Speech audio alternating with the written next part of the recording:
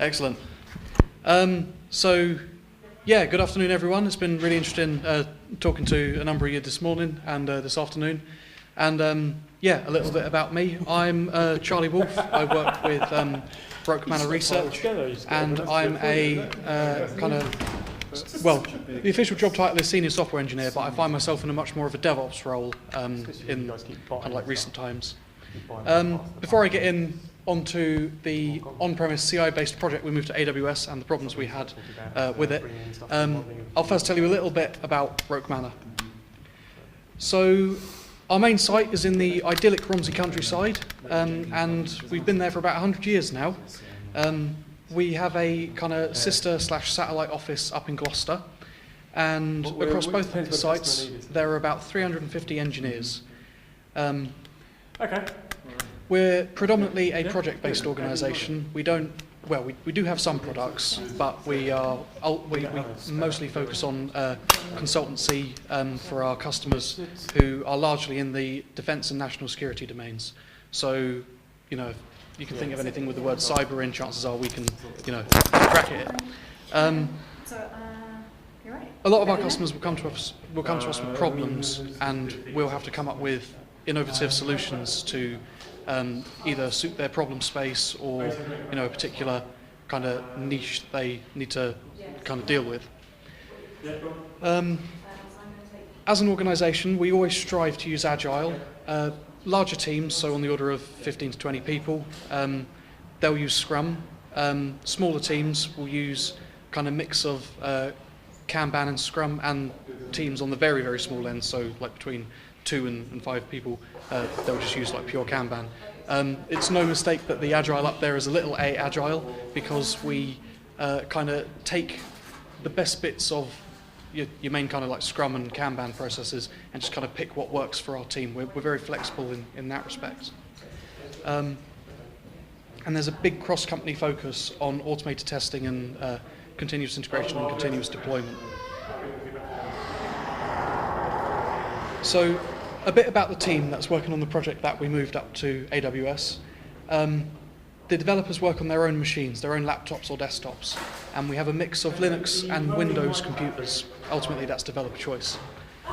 We use GitLab as our Git hosting service, CI infrastructure, and collaboration platform.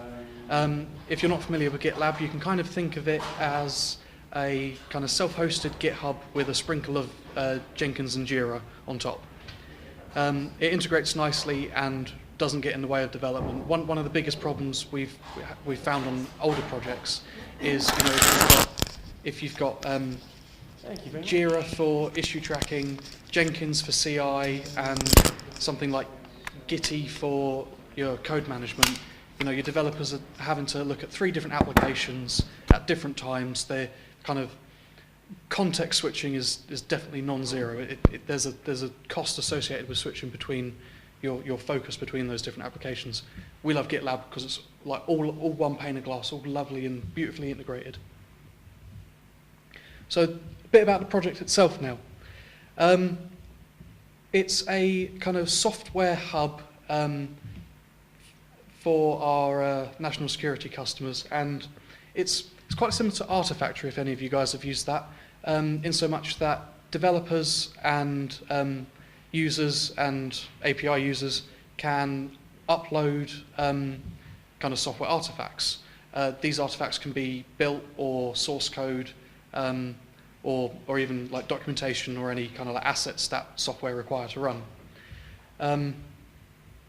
It's very much a centralized repository, and the like main killer feature of it is the add-on architecture that we have for it.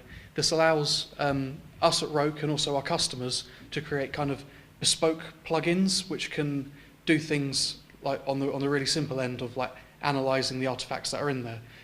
So for example, something like license checking, make sure that you're kind of keeping to the terms of all the open source licenses for the libraries that you're using, or something a bit more involved such as vulnerability scanning, making sure that your developers aren't using anything with any known bugs. The requirements at the bottom there, 16 gig of RAM and 4+ cores per instance. Of course, that's going to grow if you want to run some heavyweight add-ons. Really, the more cores and the more RAM, the better. This is our typical nightly pipeline. Don't be too fazed by the smallness of the text or the number of jobs there. That's not too important. What is important is the fact that we're doing so much in parallel. The reason why our pipeline is kind of like so long and so tall is because we need to do a lot of things to ensure a good quality product at the end of the day. Again, we parallelize for performance reasons. Everything in that kind of dotted square you see there runs on every push. And that entire kind of dotted square area takes about 30 to 45 minutes to run in its entirety. And we're doing a lot there.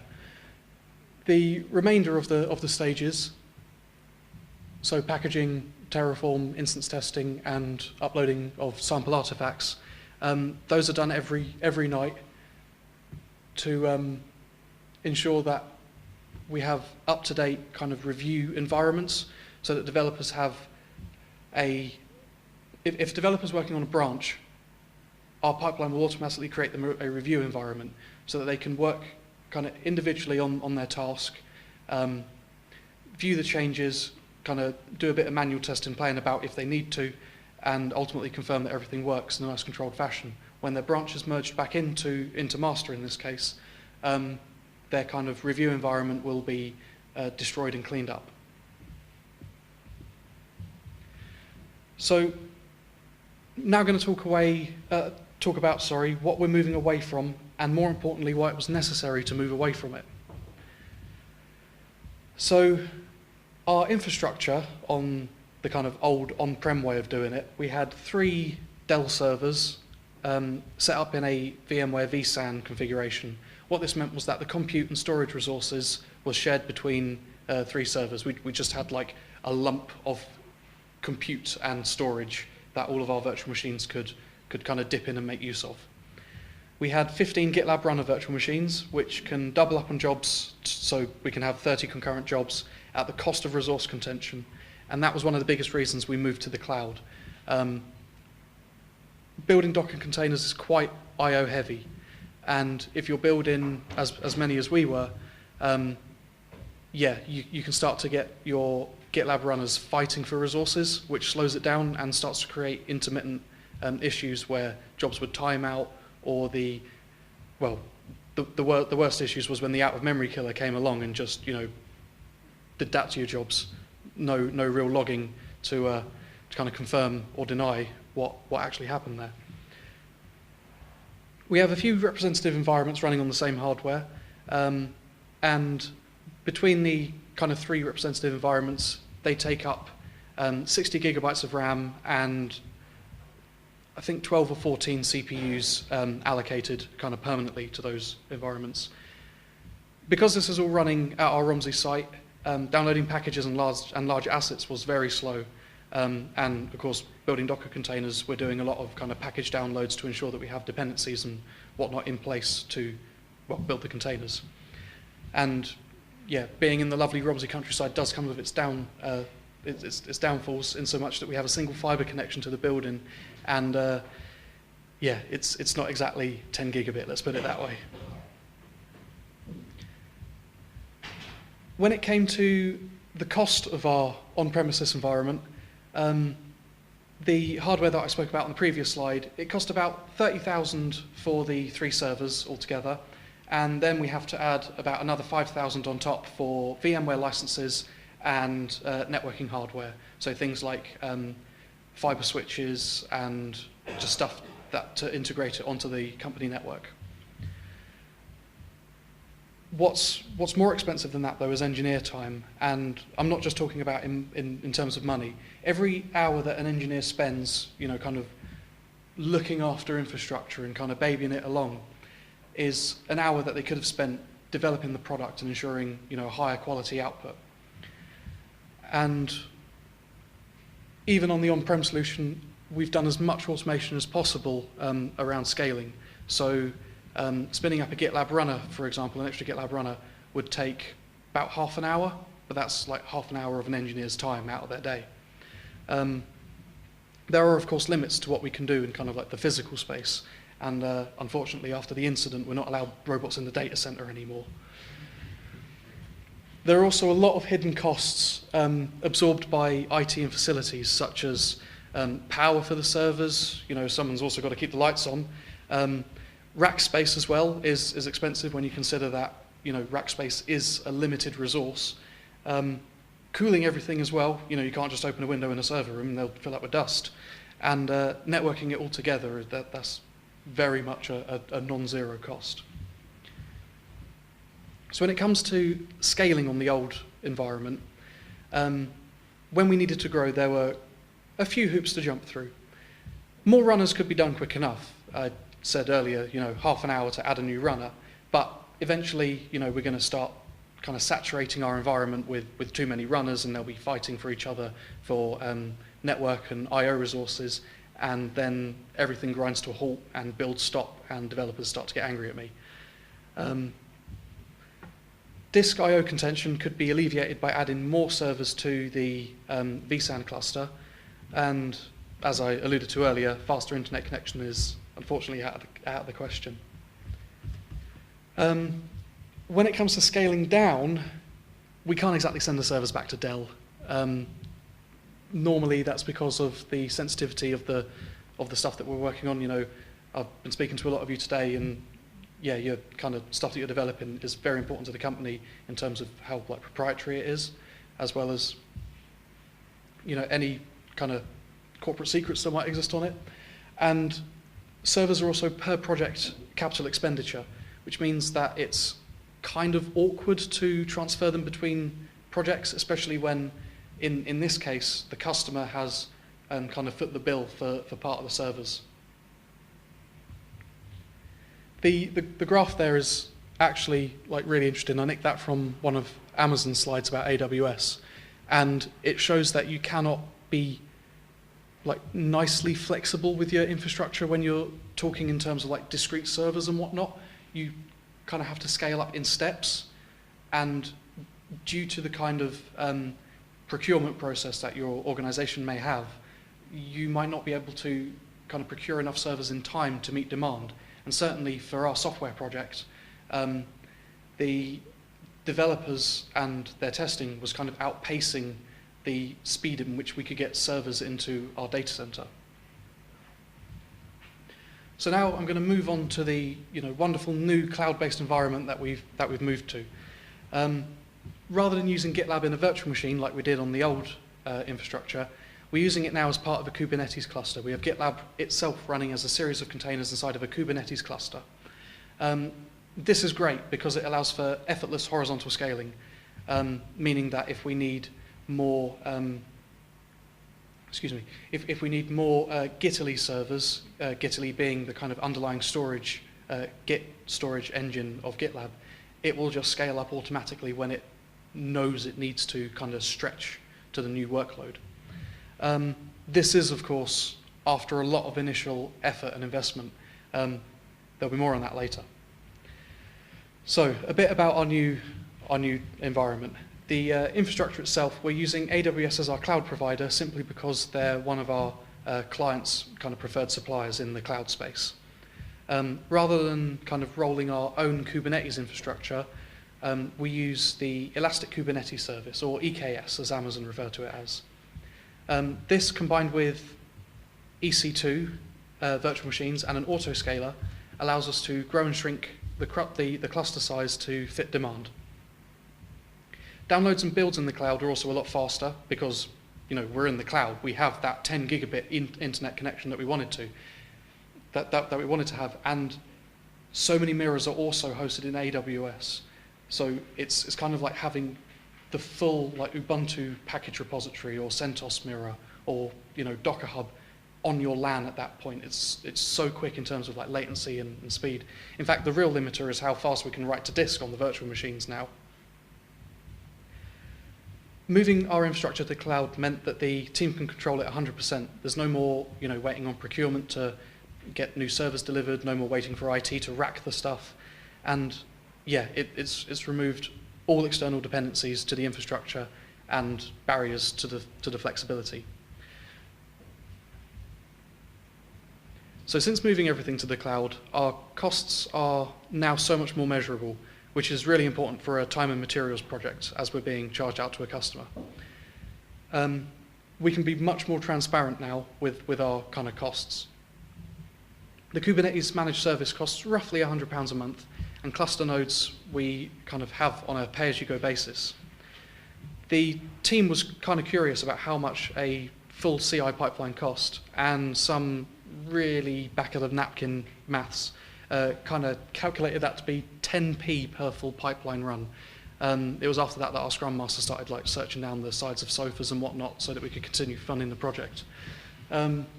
Scaling is completely automated. There is no engineer cost and no monetary cost in scaling. We only pay for the compute resources that we need to use now.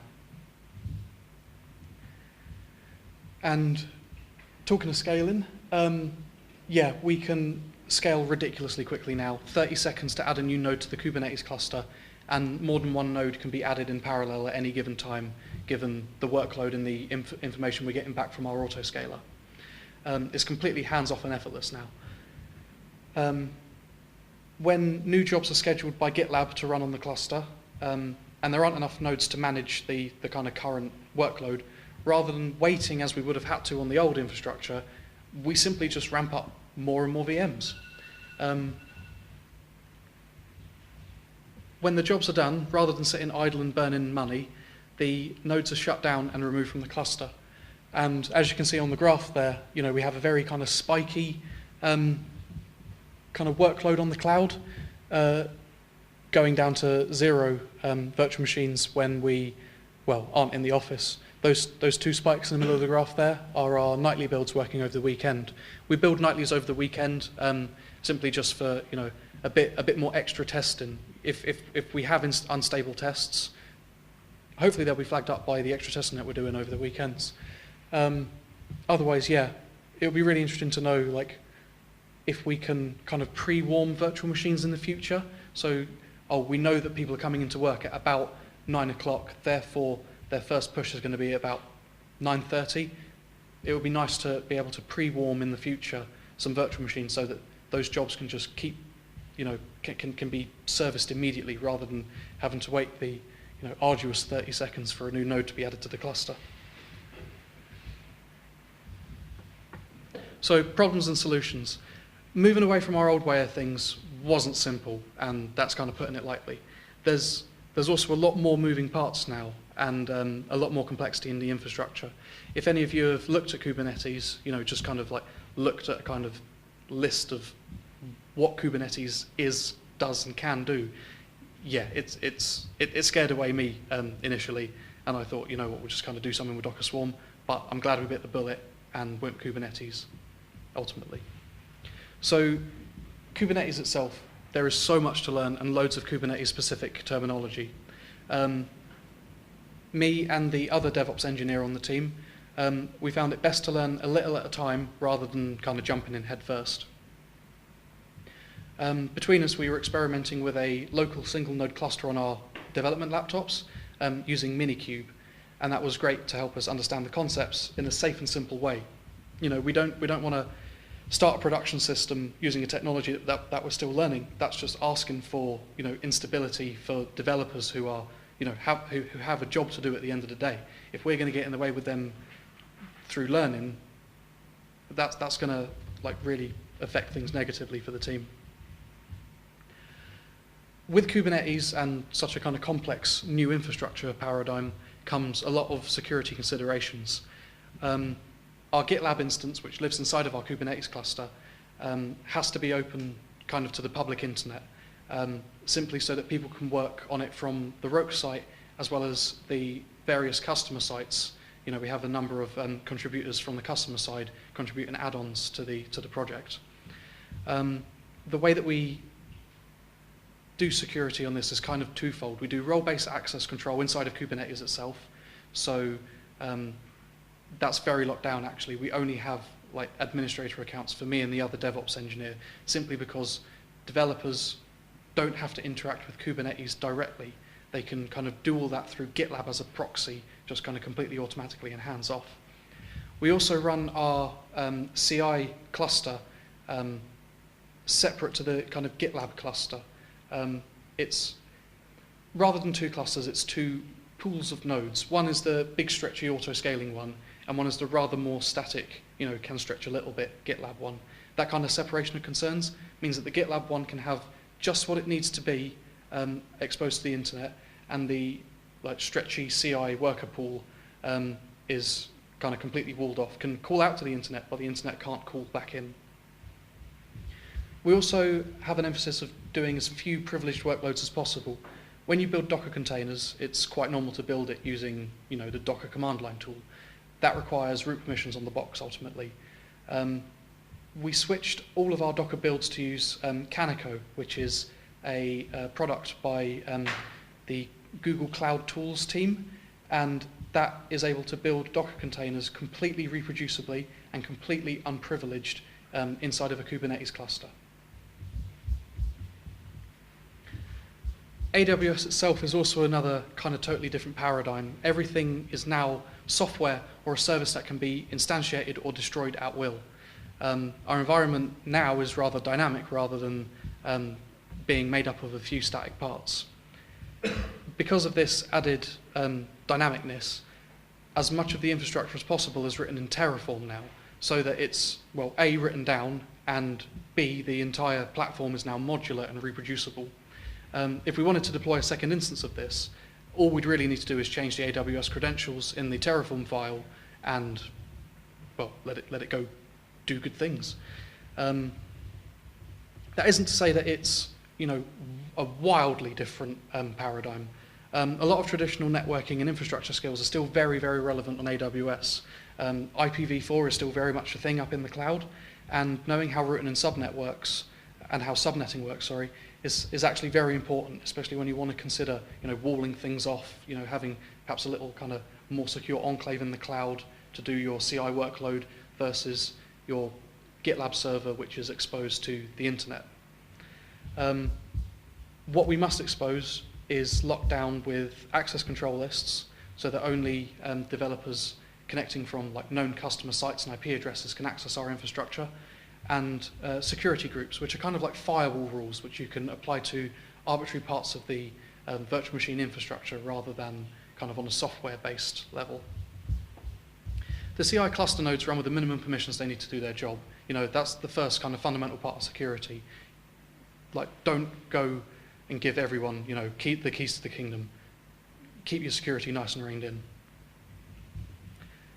And finally, migration. A lot of things in the pipeline broke when we moved it up to AWS, and we expected it to. We'd completely changed the infrastructure that was underlying it. A lot of work went into fixing things, and more importantly, fixing them properly. And because of that, the system test environments are now a lot more dynamic and flexible, simply out of necessity. The flexible cluster also meant that we can go even harder on parallelization, which leads to faster pipeline runs, quicker builds, and ultimately a more efficient developer loop. One of the biggest changes is how data is stored in the cloud. Rather than now having a static pool of virtual machines like we did on our ESXi infrastructure, our CI runners are now ephemeral. They exist in kind of like a very temporary space. And their storage as well is also very, very temporary. Around that, job logs and artifacts can be stored in GitLab, and we've developed much better reporting tools and more in-depth logging to help us as much as possible when things go wrong. Backup automation is also super, super important when you're on the cloud. We can't just hit the lovely big snapshot button as we used to be able to on our VMware infrastructure and save the VMs just kind of out onto a kind of backup server. To that end, we have our entire infrastructure kind of crystallized in our Terraform scripts, and we take backups from GitLab itself and our S3 buckets that GitLab uses for storage, so that we can help ensure a quick and speedy recovery in the event of disaster. So, in summary, a lot of the gains that we've made revolve around less or simply no more waiting for things. We no longer need to wait on others to scale the infrastructure for us, and developers don't have their pipelines waiting in a queue anymore.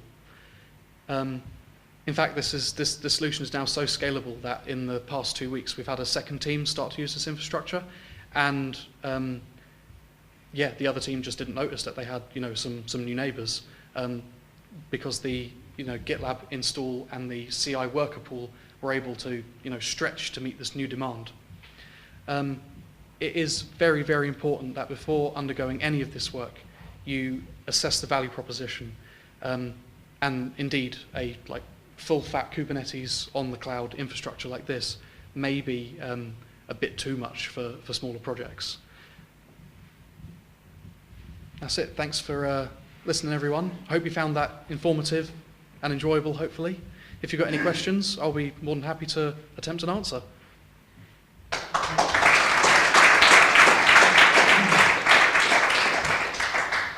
Questions? I presume you have some projects that, because of the sensitivity, can't go into the cloud. Yeah. Your demonstration of how effective the cloud is there, has that brought an argument to have create a private cloud within your infrastructure? Yeah, absolutely. In fact, this project itself was of a classification that meant that it couldn't be developed on an internet-connected network. Working with our customer, we managed to kind of factor out the more sensitive parts into the add-on system, which meant that we can develop the more benign bits, let's say, out in the open, and the secret customer specific stuff can be kept completely developed on an offline network and exported and elevated when it's needed to. With regards to a kind of on-prem cloud infrastructure, we have exactly that at Roke. We have a API compatible AWS-like solution in our data center, but our customer was very keen for us to use the real deal in this case. Anyone else? Okay. I'm going to ask a similar question around the security side of things, because I know the work you guys get involved in is quite challenging in that respect. You mentioned that cost model about moving across. Mm-hmm. You wouldn't see it suitable for all projects, but do you think that's the way ahead forward of your larger projects as long as the cost is justifiable, or do you see there being other reasons? Yeah, the kind of biggest cost was the initial setup of it. It took, initially just me on my own, about 6 months from going from zero Kubernetes knowledge to this, in production, scalable infrastructure that we've got right now. For smaller projects, now the infrastructure's there, we have a smaller project now using it. It's that kind of initial hurdle you've got to get over in terms of that initial upfront investment. And in any case, with any kind of scalability things, generally your initial investment is made back over time rather than immediately. Yeah. On the security thing, sort of following the same trend and something we discussed over here. Yeah. Have you had any part of the organisation essentially perform an audit on the setup? Because the problem is my experience of security, which is basically going to talks and listening to everyone tell me how bad it is. It's always what you don't know, and so you can sit there forever adding more checks, but you'll still miss the one thing you don't know about. So have you got sort of people within your org that have essentially audited this and gone thumbs up, or have you just gone, yeah, what could go wrong? It's Amazon. Yeah. We definitely haven't done the latter. No. At Roke, we're kind of lucky because we've got a lot of people in house who are, very, very kind of cyber oriented. They are, penetration testers, by nature almost. I won't say that we just let them, have at the system, but we, discuss internally with them, this is the kind of stuff that we want to do. Are there any glaring holes in our infrastructure? What things can we do to make sure that this is a good solution? And ultimately, that's something that we do before a customer's kind of security accreditor will even, this is before they'll even set eyes on our plans. From the very beginning, we've got people in the know involved in the design of these systems. The system that I described isn't formally accredited, but the plans as well as some of the infrastructure code has been reviewed by the security team on the customer side and ultimately been given the rubber stamp. Okay, well, Charlie, thank you very much. Yeah, no problem, John.